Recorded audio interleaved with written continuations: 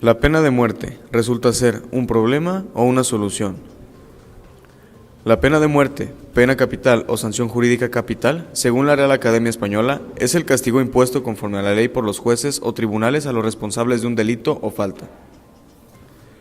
Según Ignacio Villalobos, jurista reconocido de la Universidad Nacional Autónoma de México, es la sanción más rigurosa de todas y consiste en la eliminación definitiva de los delincuentes incorregibles que demuestran ser un peligro para la sociedad. Si partimos de estas dos definiciones, podemos llegar a una en común, la cual nos dice que la pena de muerte es la máxima sanción jurídica impuesta por el Estado o autoridad, que consiste en la eliminación definitiva del delincuente que no puede ser reinsertado a la sociedad debido a su alta peligrosidad para la misma.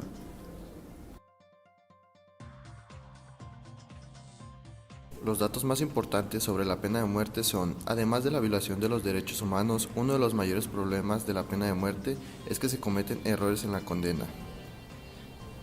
Desde 1973 en Estados Unidos se han exonerado a 150 personas que habían sido condenadas a muerte.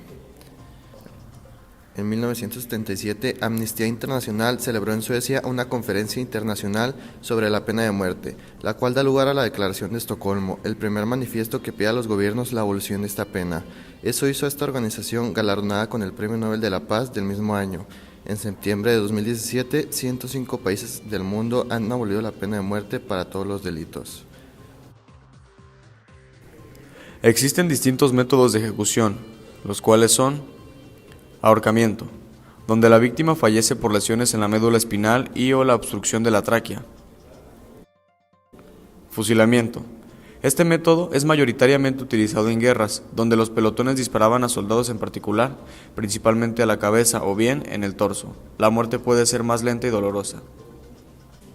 Electrocución. El preso es postrado en una silla eléctrica y recibe descargas en la cabeza y la pierna.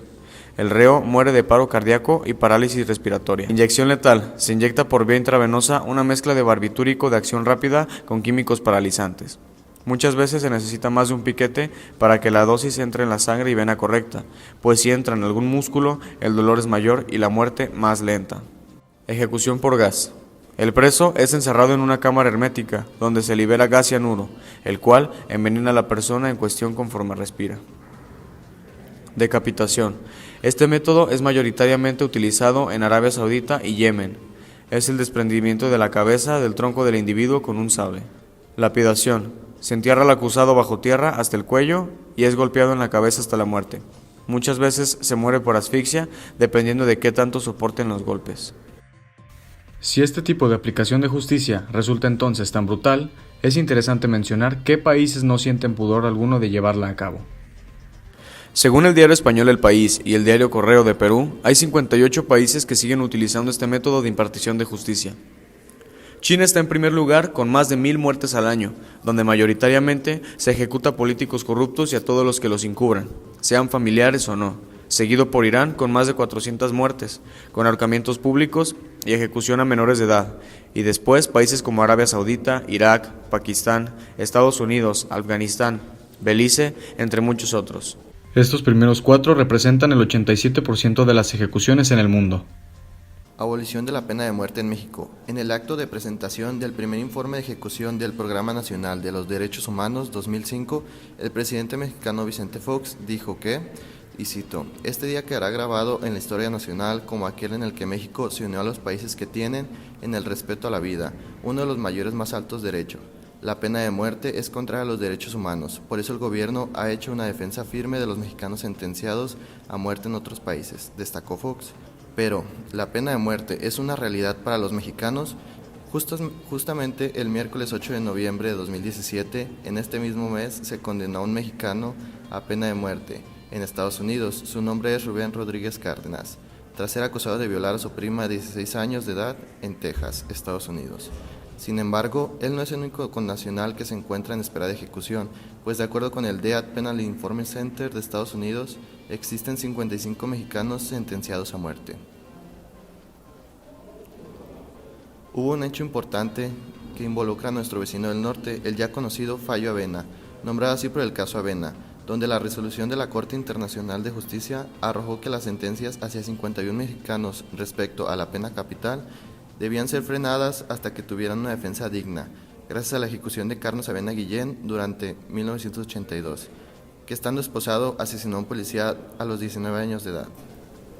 Aquí es donde entra la disyuntiva. ¿La pena de muerte soluciona o, por el contrario, crea más conflictos? Esto se valora gracias a los fallos que puede llegar a tener respecto a la culpabilidad de un acusado y de la jurisprudencia del jurado. Además, muchos juristas afirman que según palabras de ellos, arcaico método de aplicación de justicia, basado en la famosa ley del talión, incluida en el Antiguo Testamento, que hace referencia al ojo por ojo y diente por diente, obedece más al instinto del ser humano y no a la razón. Además de que no se ha comprobado que esta sanción colabora en la disminución de los índices de criminalidad en una sociedad. ¿Tú qué opinas? ¿Verdaderamente contribuye a la sociedad o la perjudica? ¿Es sensato el decir que la eliminación inmediata de estas personas, que resultan un peligro para la misma, soluciona o arregla cuentas pendientes con los implicados o afectados del crimen? ¿O por el contrario, incita más a la delincuencia a seguir laborando por la doble moralidad que puede existir en los funcionarios públicos, atentando contra dos derechos fundamentales de la Declaración Universal de los Derechos Humanos? La última palabra la tienes tú. ¿Le darías una segunda oportunidad a la persona que asesinó a tu madre, padre, hermano o pareja?